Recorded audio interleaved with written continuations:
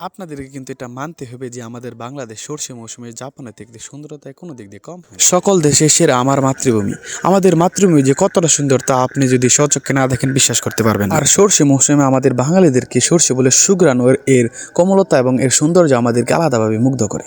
এবারের মৌসুমে আমাদের এলাকায় সর্ষে বলে ভালো চাষ হয়েছে, সেটা দেখার জন্য আমার একটা ফ্রেন্ডকে নিয়ে আমাদের এলাকার মাঠে চলে গেলাম সর্ষে বল দেখার জন্য।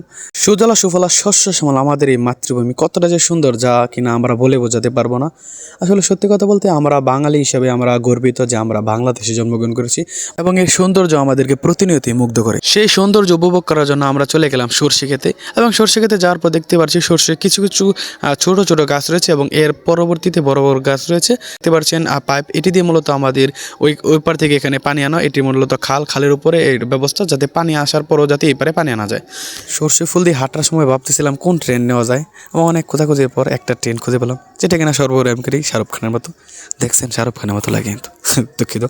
আসলে সত্যি কথা বলতে এই শাহরুখ খানের অনেক ভালো লাগে, এবং শাহরুখ খানের এই ট্রেনটা আমি অনেক ফলো করি, এবং এটা নিয়ে আমি অনেক ভিডিও করেছি। আচ্ছা যাই হোক, আর অন্যান্য ট্রেন খুঁজে না পেয়ে তারপর একটা ট্রেন খুঁজে পেলাম, সেটা দেওয়ার জন্য ফোনটা রেখে দিলাম। সত্যি কথা ময়লা পড়ে গেছিলো। আচ্ছা যাই হোক, ট্রেনটা দেখুন।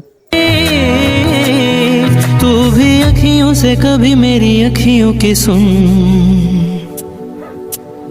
আমায় ডুবাইলি রে, আমায় ভাসাইলি রে। এই সর্ষে ফুলের ক্ষেতগুলো আমাদের দেশের সর্বপ্রান্তে এবং সকল টিকটক মিডিয়া বিভিন্ন প্রান্তে এগুলো অনেক ভালো এবং ট্রেনিং ভিডিও হিসেবে চালানো হচ্ছে।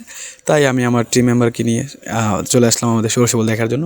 আসলে সর্ষে ফুল দেখার পর আমি সত্যি কথা বলতে মহান আল্লাহ তাআলার সৃষ্টি দিকে আমি খুবই মুগ্ধ হলাম। এত সুন্দর হলুদ এবং গাছগুলো সবুজের মাঝখানে হলুদ ফুল, একবারে জাপান ফিলিংস হচ্ছে। আসলে বাংলাদেশ যে এতটাই সুন্দর কি বলবো, বলে বোঝানো যায়। সকল দেশের সেরা আমার মাতৃভূমি, এবং সেখানে কিছুক্ষণ থাকার পর ভাবলাম বাড়ি ফেরানো যাক। তারপর আমরা বাড়ির দিকে রওনা দিলাম। আসলে বন্ধুরা, ভিডিওটা কেমন লেগেছে এবং আমাদের দুইটি ট্রেন কেমন লেগেছে অবশ্যই কমেন্টে জানাবেন, এবং এমন নতুন ব্লগ পাওয়ার জন্য আমাদেরকে অবশ্যই জানাবেন যে আপনাদের ব্লগ আপনাদের ভালো লেগেছে। যদি ভালো লেগে থাকে অবশ্যই আমরা নতুন ব্লগ করবো। আল্লাহ হাফেজ।